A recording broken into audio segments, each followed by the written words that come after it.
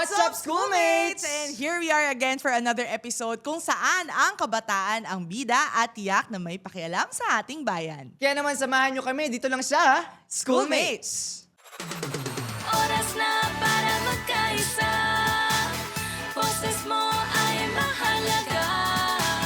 Kabataan tayo na. May pakialam ka. Sa tawag mo, buksan ang isip mo. Ihayag sa mundo ay may pakialam ka. Oras na para magkaisa. Boses mo ay mahalaga. Kabataan tayo na. May pakialam ka. Schoolmates, ngayong taon nga ay Pilipinas ang may hawak ng chairship ng Association of Southeast Asian Nations or ASEAN with the theme Navigating Our Future Together. Naging tampok ngayong taon ang mga nakalatag na programs and opportunities para sa ating mga kabataan, katuwang ang National Youth Commission. And we all know that these initiatives ay kinakailangan ng ating mga kabataan for them to be informed as one in ASEAN. Yes, James, kaya wag na natin patagalin pa. Let's all welcome ang chairperson ng National Youth Commission, Yusek Jeff Ortega. Yes! Upang alamin ano nga ba ang mga programa ng ASEAN for our youth today. So welcome po sa Schoolmates. Welcome sa Schoolmates, sir. Yes. Hi, James and Trisha. Yes, yes. Nice to meet you and it's good to be here sa Schoolmates. First time ko ito. Yes. And, Too many more. and ang dami kong gustong i-share sa inyo kasi talagang the National Youth Commission dati, kadalasan hindi sila pinapansin. Kasi syempre, alam mo naman, pag bata, especially sa gobyerno, kadalasan ang ginagawa nila is pinapakinggan lang and then itasasantabi. Pero ngayon sa administrasyon ni Pangulong Bongbong Marcos, sobrang nasa forefront kami. In fact, halos naghihingalo na nga yung office namin kasi sobrang dami ng work na ginagawa namin ngayon. And we're happy that we're here and we're active kasi tama naman sa panahon ngayon na 80% of our voters will be comprised of youth in 2028. Yeah. So Right. dapat nararapat lang na bigyan talaga natin at pagtuunan ng pansin yung boses ng kabataan. And being chairperson of the ASEAN chairship this year, sobrang dami mga programa na at oportunidad na pwedeng pagkakitaan ng ating mga kabataan dito sa Pilipinas na nasasama sila sa mga diskusyon ng mga regional activities, such as example, kung magkakaroon tayo ng activity on climate resilience, for instance, hindi pwedeng Pilipinas lang ang magbibigay ng statement nila. Lahat ng mga countries kabilang sa ASEAN, kailangan parehas din yung statement nila. Right, So, right. napakahirap, pero ang ganda ng challenge, lalo na ngayon na chair tayo ng ASEAN. I love that. Sobrang, meron na tayong brief agad. Yes. What's in store for us. But let's take a step back, of course, Yusek Jeff. And na-mention mo nga kanina na, syempre yung mga kabataan, when it comes to National Youth Commission, they know it. They know it by name. But we also need to understand what is the mission and vision that you stand by for. And may nagbago ba from previous as National Youth Commission, di ba? Well, the National Youth Commission was started to become the advocate and voice of the Filipino youth and government. So basically, kada batas na gagawin ng bansa na entails 15 to 30 years old, yan ang definition namin ng kabataan, kailangan dumaan yan sa concurrence ng National Youth Commission. Kasi kami bilang National Youth Commission, kailangan namin tanungin lahat ng kabataan, sang-ayon ba kayo sa batas na ipapasa dito, whether that's anti-terror law, whether that's, let's say, yung sexual reproductive health law, so all Right. these things that cover the youth, kailangan muna namin tanungin yung mga kabataan.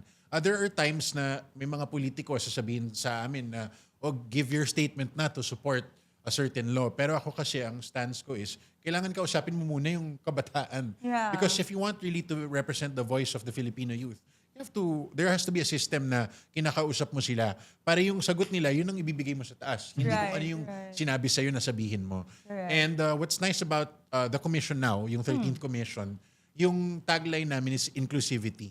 When you see inclusivity, syempre, whether you're left-leaning, whether you're hardcore right, kailangan pakinggan namin lahat. Correct. I know there has been this issue about terror grooming, for instance, and at the end of the day, mahirap na sumang-ayon sa mga exploitation ng youth. But I have to go and understand and talk to them first because baka may pinanggagalingan naman yung Right. pag-aalsa nila, di ba? So, yun yung sinusubukan natin gawin sa Yes. commission ngayon na hindi ginagawa dati. And sa budget-wise naman, pagpasok natin sa National Youth Commission, yung budget talaga ng National Youth Commission nag-triple.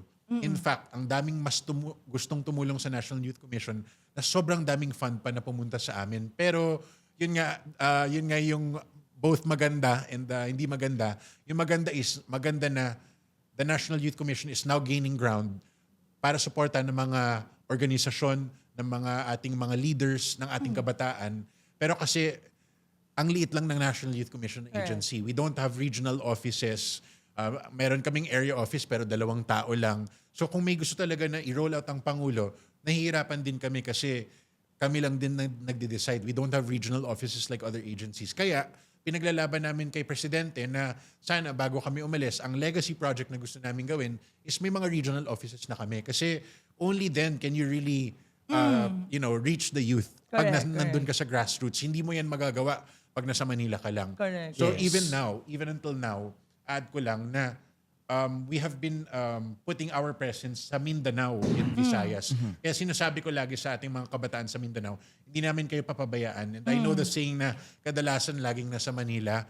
Ngayon talaga halos lahat ng mga activities namin, we're trying to put it in Mindanao. And in fact, last week nakipag-meeting din ako sa Commission on Muslim Filipinos. We're doing our first ever historical National Muslim Youth Summit next year in Mindanao. So, kung tatanungin mo kung ano yung pinagbago ngayon ng National Youth Commission kumpara sa dati, definitely mas aktibo kami ngayon, mas marami kaming pinapakinggan, inclusive kami kahit na kaliwa kanan, we really listen to all of them. At the end of the day, ang punto namin is nandito kami para i-representa ang kabataan sa upper levels ng gobyerno. I love that. Kasi diba, inclusivity, and it's really in tune then with how Philippines right now is holding the chairship for ASEAN. Kasi yun yung gusto natin malaman at mapakinggan din sa mga kabataan, regardless of whichever culture or POV you might have. Yes, no? and I also love that they expanded their horizon na nakuha na nila yung mga IPs natin. Correct, no? correct. And very inclusive na rin kasi especially sa mga youth natin na mga nasa Thrive. And sobrang ganda ng ano na yun, no, ng vision and mission na yun, no, na masama sila sa organization na ito. Share ko lang sa iyo on that note. I met with the IP youth na gumagawa sila ng sarili nilang summit dito sa Metro Manila, wala silang pondo. And kahit maliit lang sila na grupo, 30 lang sila, pinuntahan ko talaga sila kasi I want to show them na kahit na, kasi ang isip nila sa sarili nila, pag IP sila, wala silang ambag, or they don't maliit sila, belong. maliit sila na tao. Yeah. So ang ginagawa ko is, I put my presence there, kahit maliit yung grupo, para malaman nila na their voice really matters. Right. So next year, ang kinumit nga namin is magkakaroon din kami ng IP Youth Summit. Pero titignan muna namin yung partnership namin sa Correct. NCIC, Yes. di ba? Kasi we don't want to overstep our mandate. But gusto ko lang i-share na sinagad na namin IP, Muslim youth, interfaith, sinama rin namin. Correct. And sa tema naman po ngayong taon, sir, no, about sa ASEAN Youth, can you please explain po para sa mga schoolmates natin na nanonood ngayon, kung ano nga ba yung importance nito sa kanila?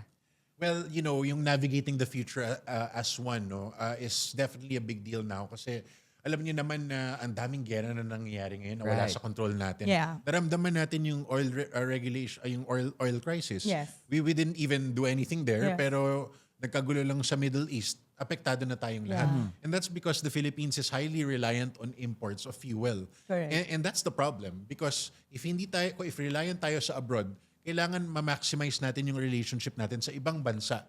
And pag ikaw ay may bahay, syempre, ang mas maganda is kung kilala mo yung mga kapitbahay mo. And that you're working together. Because, let's say example, may problema, let's say nanggugulo sa street ninyo. Syempre, you have your neighbors to basically watch out for, or at the same time, umaasa ka rin sa kanila. Let's say nanakawan ka, syempre pupunta ka sa kabila, uy, nanakawan ako, tulong naman. So, it's a similar concept with ASEAN. And if you look at it, sa sobrang tagal na natin na kapitbahay, we actually have cultural relations with them. We even have cultural relations with China. Back in the day, makikita mo na ang Chinese traders, sila na nakikipag-trade sa ating mga Pilipino and Muslim. So that is why it's very important that we navigate this as one based dun sa ASEAN team natin. Kasi Kakagulo na tayo eh. Yeah. You know, and tayo mga bata, if we don't establish this communication with ASEAN, paano tayo makakapag-communicate pag tayo na yung leaders? You know, when I met with the ASEAN leaders, halos sa kanila lahat bata. And karamihan sa kanila, we share the same sentiments. Correct. But it had to take for us to meet in one place, in Indonesia or here in the Philippines, to explore na, ay, parehas pala tayo ng iniisip. We all think that we should do this together, otherwise we will fail.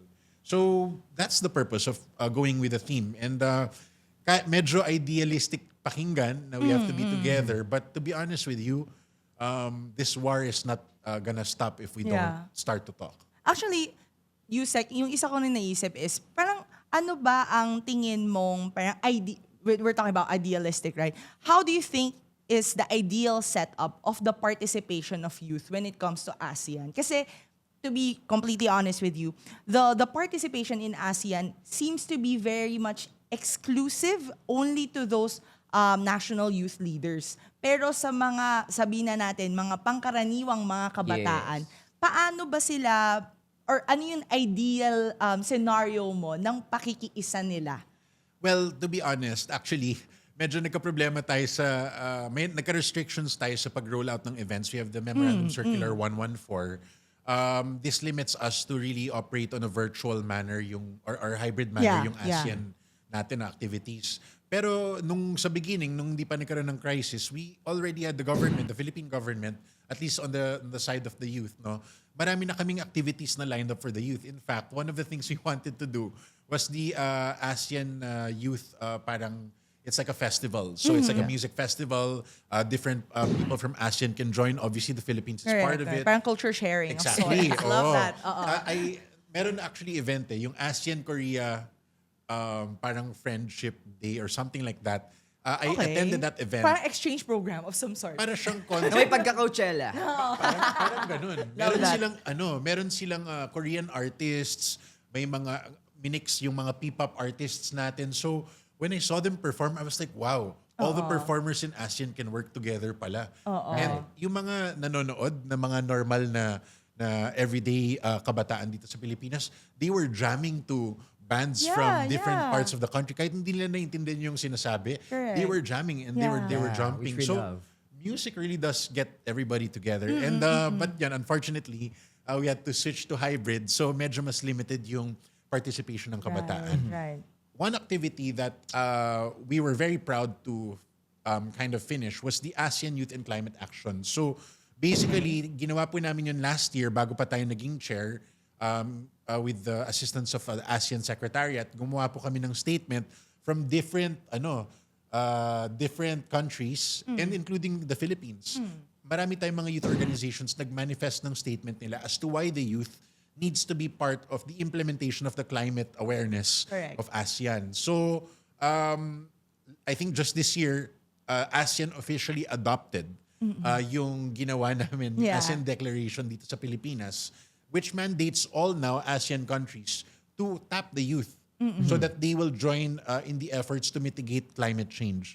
You know, we outside of having that declaration, kailangan talaga yung mga kabataan natin on the ground, they have to be more aware about disaster preparedness. Correct. Lalo na tumatanda mga magulang natin, mga lolo-lola natin. We have to know paano kung binaha yung street natin, alam nga naman iwanan natin yung mga magulang natin, di ba? So there has to be a way for us to really strengthen our participation when it comes to disaster response. Kumbaga, dapat may best practice sharing tayong ginagawa with our Yes. neighbors. And at the same time, it's great na parang yung best practice na yon was replicated from us in a scale sa ibang bansa. At yun nga, marami pa tayong tatalakayin at lahat ng yan ay sa pagbabalik lamang ng Schoolmates.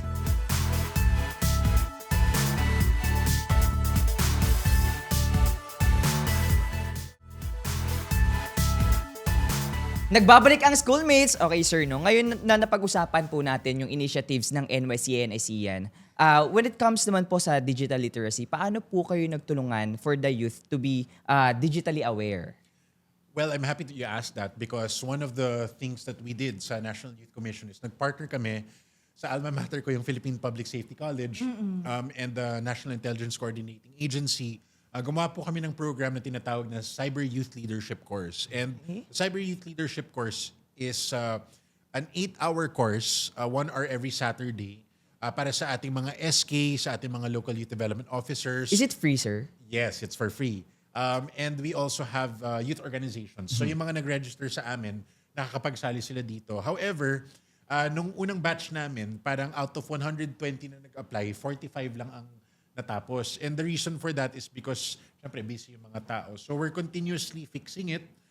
Pero up to this day, I think we are on our second batch already, 45 potential graduates. And ang ginawa nila dito is tinrain sila on cyber hygiene, identifying phishing scams, so on and so forth. Tapos may capstone project sila na gagawa sila ng poster, tapos ng theme song na they have to use as a rollout in their barangay. Right. And ang maganda dito is nag-present sila sa amin na panel and pinakita nila talaga na on the barangay level, pumunta sila sa mga communities nila, tinuturuan nila yung mga bata, tinuturuan nila yung parents on how to spot a scam, how to report, etc. So that's really one of the things that we really wanted to push kasi, you know, hindi mo matuturuan lahat ng tao sa Pilipinas all at once. And if you teach itong mga SK natin to come up with projects like this using their own funds sa barangay nila, mas matutulungan nila yung buong Pilipinas kasi kulang tayo sa tao eh. Totoo. So we have to utilize them and kaysa na itapon ng SK yung mga pondo nila sa puro paliga na lang. At Yes, pageant. I love that. I mean, naglalaro naman ako sa liga. But the point is, there's a more urgent need. Yeah. So there has to be a better way for them to utilize their funds. And for me, this is one of the best ways to do it. Though ito libre to. Yeah. Pero pwede silang gumawa ng sarili nila. Alam mo, ang ganda ng project na yun, especially ngayon sa panahon natin ngayon, kasi ginagamit yung technology para makapansala ng ibang tao, spreading fake news. Especially, may mga AI-generated videos and pictures na ngayon na mahirap ma-identify kung fake ba o totoo. Lalo na pa, kapag tungkol siya sa buhay ng mga tao na nadamay dahil sa peking pagbibigay ng mga impormasyon online. Correct. And I think just another build also. Parang apart from SKs also being involved here, para din mas siguro lumawak din or mas maging widespread din, lalo na free yung course, di ba? Baka maybe we can also collaborate with schools na syempre pinanggalingan din ng mga SK na to, di ba? So, kumbaga, there's a lot of untapped potential also. And of course, syempre, dahil nga limited yung manpower ng NYC, parang maraming untapped or unsaturated areas na pwede pa natin mas matouch about cyber literacy, diba? So, I want to add lang din, relevant to what's happening now, yung Tacloban shooting, yung mga nakita yung mga mass stabbing, ganyan ng mga estudyante. Na mga bata. ina-associate sa online games. Exactly. Yes. However, there's also, I'm happy to say, that bago nangyari itong lahat, nag-allocate actually ang National Youth Commission ng pondo para sa first Anti-Bullying Summit na nagagawin ng gobyerno. And I mean, unfortunately, nangyari itong mga to. But all the more that kanina I just It's a came from more the Senate. pressing It's a more pressing issue. And sinabi kanina ni SP Senate President Sherwin Gatchalian that this is a serious thing. This should not be taken lightly. And that's correct because we partnered with Safe Schools PH, which is a group of parents na nagkaroon sila ng mga anak na nabully na. And it's very real, you know. Uusap kami sa Senado. Minamadali na yung DepEd to really establish the counselors in each school. Meron namang pondo na inallocate doon, hindi enough, but it's a start. And one of the things that we're trying to work on is meron kaming mental health youth hub na program sa NYC. Ang ginagawa namin is lahat ng mga naka-experience na ng depression, anxiety, nagiging ate-kuya sila and gumawa sila ng parang short certification course na 1 or 2 days. Natuturuan nila yung mga ate-kuya din na tinamaan din ng depression and anxiety na gustong tumulong sa ibang tao. So we certify that, we pay for that, and pag may LGU na humingi ng tulong, kailangan namin ng, let's say, ng tulong kasi maraming namamatay na bata. Papadala namin yung mental youth hub team namin. So it's very small, but again, maliit na agency ang NYC, but nakita ko ngayon yung purpose ng ginagawa na. And there's a lot of impact that can be done. Kung alam mong targeted yung programs mo, di ba? And of course, yung creating more advocates through youth is really, essentially, really important right now na maraming real-world problems na dati medyo theoretical lang sa kabataan. Pero ngayon talagang affected na tayo. And I'm sure, even then, yung mga parts na to na ginagawa or activities na ginagawa natin ngayon, those can be part of best practices that we can also share with our neighboring countries din sa ASEAN. No? So, actually, going back also to the ASEAN possible summit na pwede din gawin in the further months, ano-ano po ba yung mga pwedeng activities na pwedeng makilahok yung mga kabataan natin bukod dun sa mga activities na na-mention mo kanina? So, speaking on cyberbullying, meron pong gagawin na ASEAN Digital Resilience Summit spearheaded by the President himself through the DSWD. Kami pong NYC, kami po ang magdadala ng resource speakers at ng mga kabataan para makapaglahok dito sa event na ito. I think this will be in August 5 and 6 sa PICC, Yan. if I'm not August, mistaken. malapit na. And if you want, go to our website sa Facebook namin. May poster na doon, may QR code na rin doon. Scan the QR code so you can register. Siyempre, hindi namin ma-accommodate lahat because of security issues. But just try to apply and we'll see what we can do. Yes. And lastly, I think we also have an ASEAN Youth Dialogue which will happen in November. Tsaka ASEAN Youth Interface. Yeah, so yung Youth Dialogue, it's a dialogue between the youth of ASEAN youth organizations para ma-round up namin yung mga concerns nila. Para pagka magkakaroon na kami ng ASEAN Youth Interface, it will be with the youth, their concerns being brought to the leaders. Okay. So, okay. itong mga presidente natin, etc., prime minister natin. So, dun mo mapapakita na pinapakinggan ng mga heads of state yung mga dialogue or yung mga results ng dialogue ng youth natin sa ASEAN.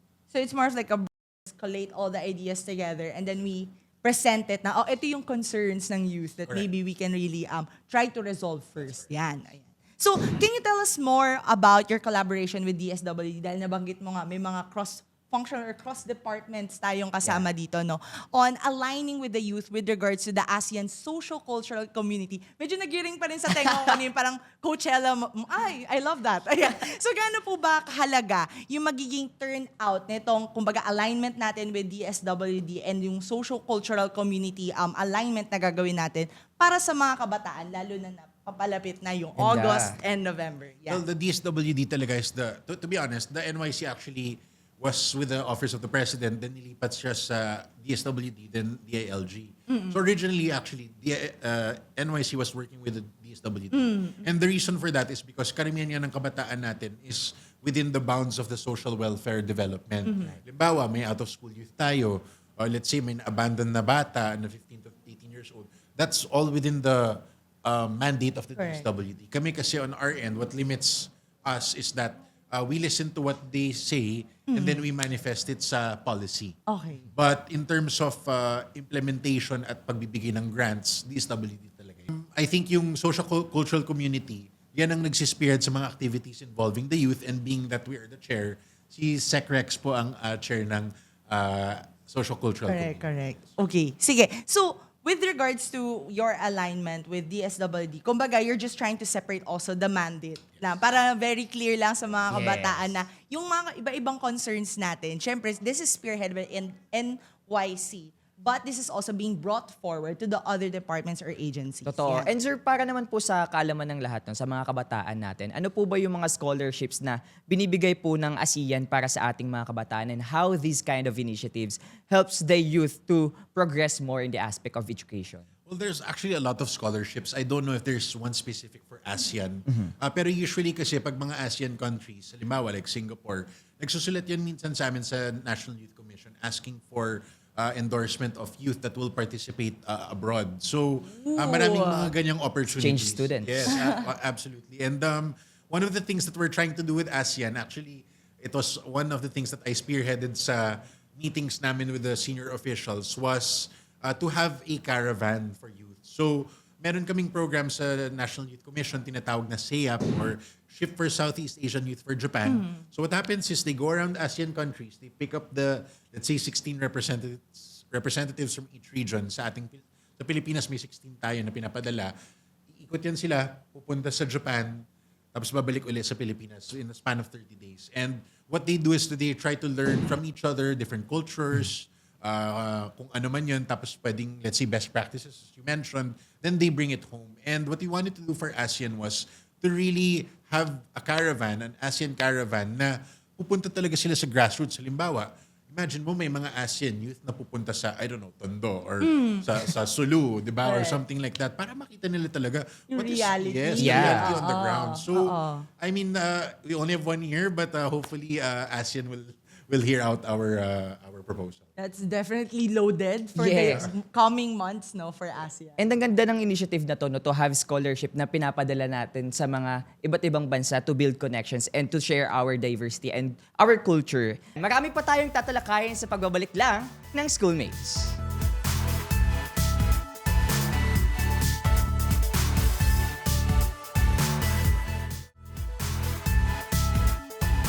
Nagbabalik ang Schoolmates. Okay, sir, no? Mapunta naman po tayo sa mga programa ng iyong ahensya. Ano po ba yung sa tingin ninyo na may pagmamalaki na accomplishments ng iyong ahensya for the last 3 years? Actually, I'm on my second year pa lang. Wala pang second years. Magsa-second year pa lang ako sa August. Pero marami na kaming nagawa.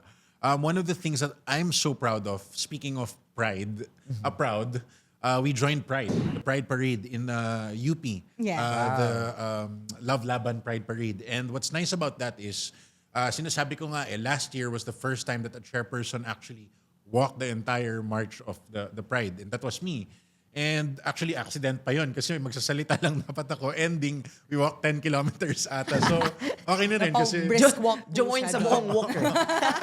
kahit pawis na pawis, at least may exercise. Correct. But, Yeah. our promise then, sinabi namin, because the president's orders is to really be inclusive. And true enough, ang ginawa namin was we became the biggest partner, government agency partner ng Love Laban. So you'll see sa mga posters nila presented by National Youth Commission. So nag-allocate kami ng malaking pondo, meron na kaming sariling float, meron din kaming sariling stage. Binigay sa amin ng UP, yung UP Sunken Garden. And my gosh, when I looked at the photo and the video, imagine mo, punong-puno yung UP Sunken Yeah, Garden. yeah. Thousands of Yes. people. I mean, It's there like was... a yearly thing now. It's a yearly It's a thing. yearly thing And now. I saw that we had a recorded event of, hindi lang naman sa UP, no? Sa iba't ibang parte na nag-celebrate ng Pride, about 500,000, 500,000 to 600,000 people that participated in Pride. Hindi naman kailangan LGBTQIA ka, Correct. di ba? Yeah. Pwede namang Pwede supporter. Ally. Could be an Ally. Yeah. So basically, that's one of the things that we're really proud of because ang masasabi ko is, nag-promise kami and nag-deliver kami. Correct. And at the same time, yung feedback ng mga tao after that was very, very good. And in fact, nag-commit kami in my speech there in front of everybody. When I asked them, do you want one for Visayas and Mindanao? They're like, they went one. They said Yeah, yes. yeah. So we committed. I mean, we're fighting for the budget pa rin. Yes. No? Yeah. We're asking help from our friends in Congress to help us out fund the Visayas and Mindanao. Yeah. And I think it's because you were staying true to what you really meant as inclusivity, di ba? And marami din kasi talaga mga kabataan na hindi ganun naaabot ng mga ganitong uri ng mga aktibidad. Naririnig lang nila, pero hindi Yes. sila nakakasama. So, speaking of which, ano pa po ba yung mga initiatives na meron ng inyong ahensya para mas mapalawig or maabot natin yung mga ganitong mga kabataan, not just in the quote-unquote, yung generational term na Imperial Manila. Diba? Diba ito totoo? Diba? Yeah. Leadership daw is just for the Imperial Manila, pero hindi nasasama ang Vismin, diba? Or yung mga liblib na lugar in the far Totoo. Luzon, diba? Well, maybe instead of talking about project specific, gusto ko lang sabihin kung yung paraan na ginagawa namin. Right. So, sa example, sa mga events na ginagawa namin, ang order ko sa team namin is, huwag kayong babalik ng babalik sa isang pwesto. You establish the event in a place that you have never established an event ever. Right. So that includes places like Lanao, like Marawi, like Cotabato, Bukidnon, Samar, all these places na you think na hindi pinupuntahan ng mga tao. So, yun yung one of the aspects na I would say na very, very proud kami na gawin yun. And another thing is, actually, ang dami namin ginagawa eh. One of the things also that we're very proud of is we unblocked those people that previous administrations blocked. Correct. So, inclusivity, yeah, yes. which we love. Inclusivity, yes. So correct. sa mga programa ngayon, ang ginagawa namin is we really include them in our decision making. And one of the most concrete ways to see that is sa external task force meetings namin. Yung external task force meetings is mga meetings namin regarding, let's say, aspects of environment, of economic empowerment, yung mga ganyang bagay. Sinasama na namin yung mga youth organizations. So pagka nagdi-discuss kami sa plano namin, sa mga i-execute namin ng programa, nandyan sila, may seat sila. Correct. So they can, pwede sila mag-ambag, kumbaga, Correct. ng Yeah. suggestion nila, how to make it better, which shows that we are listening to you.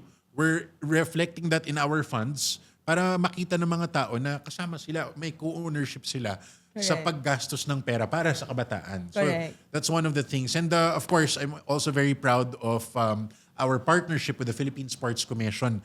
Grabe, as in kulang na lang baka gawin kami na Department of Youth and Sports. Pero ano talaga, as in ang ganda ng synergy namin ni Chairman Pato Gregorio.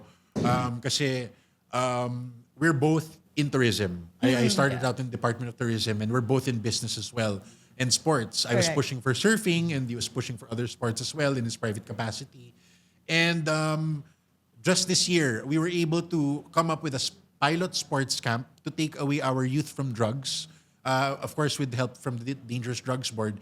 And nagkaroon po kami ng volleyball and basketball sports camps sa Philippine Sports Arena. And ang goal namin was to bring this, no, may budget pa kami, to bring this to Luzon, Visayas, Mindanao. So, bumisita kami ni Chairman Pato Gregorio sa Naga, kay Mayor Lenny, and nag-ambag kami ng mga sports equipment, ng mga commitments namin sa kanila. And the National Youth Commission committed to Mayor Lenny that we will be holding the first leg of the Luzon Sports Camp for Youth sa Naga City for the Bicol region. So we are inviting people from Luzon to gather to do the sports camp there.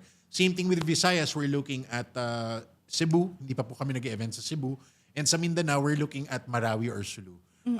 Kasi gusto talaga namin matulungan yung mga kapatid natin sa Marawi. Yan. So, syempre, no, maraming ways that we NYC can definitely show up, no? And of course, I love that you're very transparent na this is where the fun goes. Yes. Ito yung activities na ginagawa namin and it's very holistic. It's not just for empowerment and just for people to have a seat at the table. It's for them to actually partake in those kinds of activities. I love that. Can I add also, one of the things that I want to commend the President for is really appointing a very young Secretary for Budget and Management, Secretary Kim De Leon. And he's actually been working with the National Youth Commission nung nasa NCPAG pa siya. And he's also a very active youth NCPAG, youth yes. ally. Oo, Okay. youth ally, no? And ang maganda dito is we already came into partnership. We committed to each other that the NYC will be committed to the open governance framework na ginagawa nila. Vinolunteer namin yung NYC na balandrahin nyo, baliktarin nyo yung NYC, yung mga budgets na napupunta para mapakita natin sa mga tao Correct, for transparency and accountability. So we volunteered. The last 2 years, our legacy project for Bagong Pilipinas is to, yun nga, show transparency and accountability and to ensure na kasama lahat ng kabataan in terms of, I guess, deciding where the budget should go. I love that. I love it. My Grabe. bottoms-up approach. Tama. Bottoms-up approach ang gagawin ng NYC. Totoo. And lastly, sir, ano po yung mensahe ninyo at ng NYC para sa mga kabataan natin ngayon? Para sa ating mga kabataan ngayon, lalo na sa mga nanonood ng schoolmates, I want you to keep being inspired despite of the things that are happening in our country today. Alam mo, kahit ako, my dream was to really run for politics and all. But even me, I'm getting discouraged with everything that's happening. Oh, but real. Yeah, exactly. Absolutely. First the lie. Exactly. And all the more that, I was mistaken. I thought I wanted to give up. But all the more that we should be more Correct. participative. Correct. Kasi alam nga naman, iiwan natin. I always tell this to people, no? Pilipinas, parang yung tao na nakahiga sa floor, dadaanan mo lang ba yung tao pag nakikita mo nagsasuffer or tatapak-tapakan mo? Di ba hindi? If you were brought up well by your parents or your family or whoever's around you, you help that person up. And that's what the Philippines is right now. Tinatapunan ng kung sino-sino and we cannot let that happen. And so, sa ating mga kabataan, lalo na sa mga gustong nag-iisip mag-alsa, all these other things, the best way to go about it if you really want to help the Philippines is to join civil service. Correct. Upskill yourself, run for politics kahit na imposible dahil may mga political dynasty, run pa rin. Because at the end of the day, you running is a protest to the current system that we have. If you want to change the system, gusto niyo palitan yung nakakasawang sistema ng kahirapan, then mag-civil service kayo, tumakbo kayo, or find people who are thinking of the same thing and have the same mindset. Because at the end of the day, I know for a fact na maraming tao na hindi na happy sa mga nangyayari ngayon. And if you look at the stats, 40% of our voting population are undecided.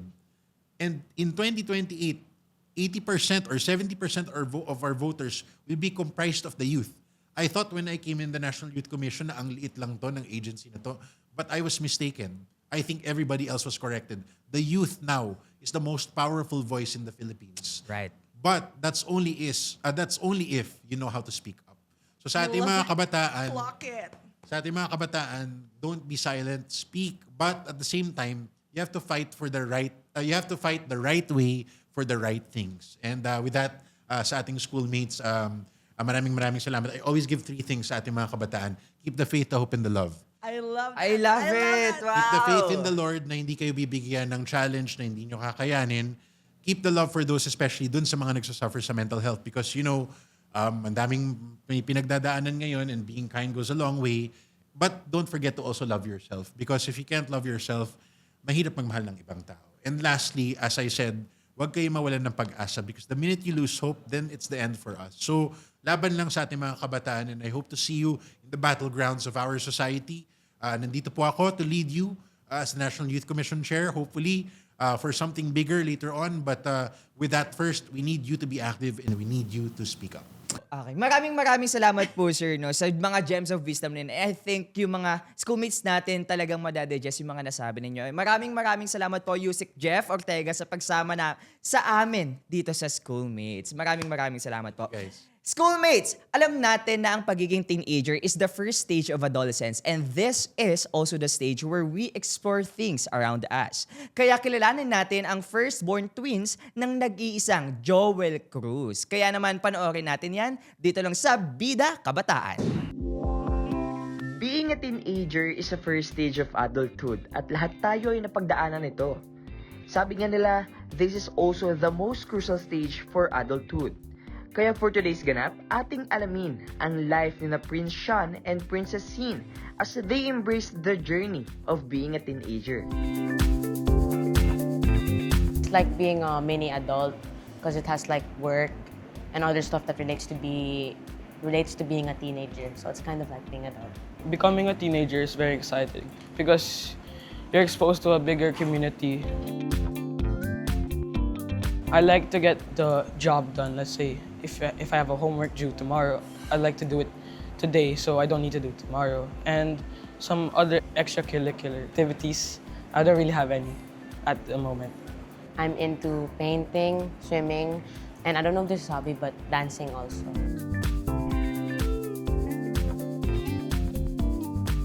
Just to not get influenced, I focus on other things like my family and my friends. Just be yourself because in social media there's a lot of people that, you have to be like this if you want to do it, you have to be like, just be yourself and just focus on other things. Yeah. It's just prince and princess who have their gadgets with them, like the cell phone. But the rest of the 6 kids, they don't have gadgets anymore. For me, I'm a bit strict and I'm more of like a loving person. And then like the things I tell them lang is about school, because we talk about school, them and me. It depends whenever I'm strict or loving. If they do something bad, of course, I have to be strict to them so they get to learn. But when I'm loving, yeah, I'm just chill. I get to play with them. And the advice I usually give to them, let's say in school, is always to try your best and to work hard. And because the family is very sporty, like all the 6 boys were very sporty and they love playing games. So I just tell them whenever you're playing games, don't cry if you win or lose because, it's just a game, of course. For me, being an artist, I want to like showcase Filipino culture or my own artwork. Before, I really loved football, but now I want to help my dad in his business. So whenever he needs help, I can just be there by his side. Yeah, my dad's very supportive and he told me one time, whatever you want to do, do it because I'll support you in that. I don't want to force you to go in one career that I want. He told me like, do what you love to do, something like that. For me, it's different. He wants me to become like Miss Universe, but I always tell him I don't want. And yeah, he's also really supportive to me. So anything I want, he will support me. Of course, I also tell them na yung sharing, no? I have to teach them about sharing for the less fortunate, especially elderly and children. Prince and princess, they're very, very somehow attentive doon sa sinasabi ko.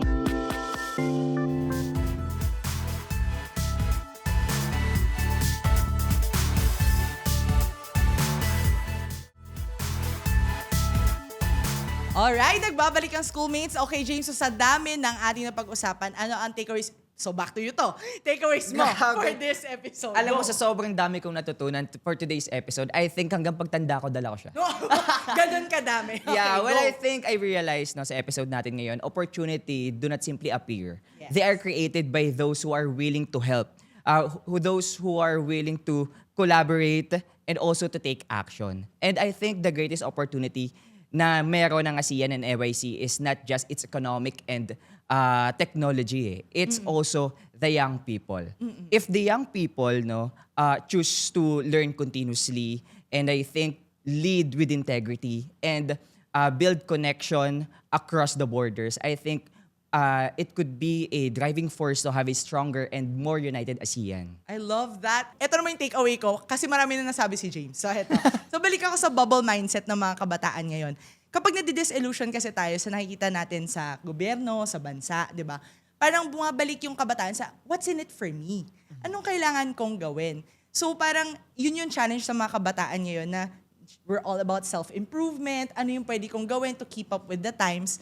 I think wag natin iwala yung looking out for others. Diba? Kasi, syempre, as you grow older and parang sinasabi nila na yung idealistic spirit only exists when you have not seen the real world. Yeah. All the more reason that we should be brave enough na talagang puntahan itong mga tao na may mga pangangailangan, live through their truths, and syempre, partake in not just in dialogues, no, but really taking action. Kasi iba yung, sinasabi mo din, Yusek, kanina, di ba, na di maliit lang yung impact nito, ito pa lang yung nagagawa namin. But yung maliit na impact na yun, it could have changed the life of one. Correct. And with that, they will carry the torch forward. And yun yung sa tingin ko, maganda dun sa sinabi mo about NYC na inclusivity is the first step. You inspire them to take action in the next, and then you leave with a legacy for the next generation, di ba? And sana yung next generation ay better voters, better choices, di ba? And Yes. better leaders. Kasi you can't change a system if you're not part of it. So bago tayo, di ba, pag-aalsa, lumabas sa mga streets, sumama ka din. Di ba? Makiisa ka din doon sa mga activities. Makiisa ka din sa taking action and Yes. creating the voice for others. Because creating voice, not just noise, dapat yung gagawin ng mga kabataan yun. And I do love na marami tayong initiative. Sana makilahok kayo. And wag nyo siyang titigan lang. Pumunta kayo sa websites ng NYC. Really click that button, mag-apply kayo, and take your chance. Kasi nga, opportunity does not just appear. You have to take part in it. So, yun lang. Kaya naman, maraming salamat kay Yusek, no? Maraming Kay salamat Yusek po, Jeff, sir. ayan. So, pero syempre, no, maraming salamat sa BP Studios. Thank you Who's so much always po, been BP with Studios. us.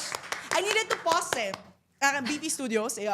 Who's always been with us in every episode. And of course, sa inyo mga schoolmates na nanonood ngayon. So sana samahan nyo kami at makita namin kayo sa activities ng NYC. And with that, sa Bawat Usapin sa Bawat Issue, may boses tayong mga kabataan. Sumali, makinig at makiisa dahil ang bawat boses natin ay mahalaga. Kaya naman, sabay-sabay nating isigaw sa buong mundo, schoolmates, May pakialam ka! Thank you so much! Thank you, Yusek. Maraming salamat po. Thank you.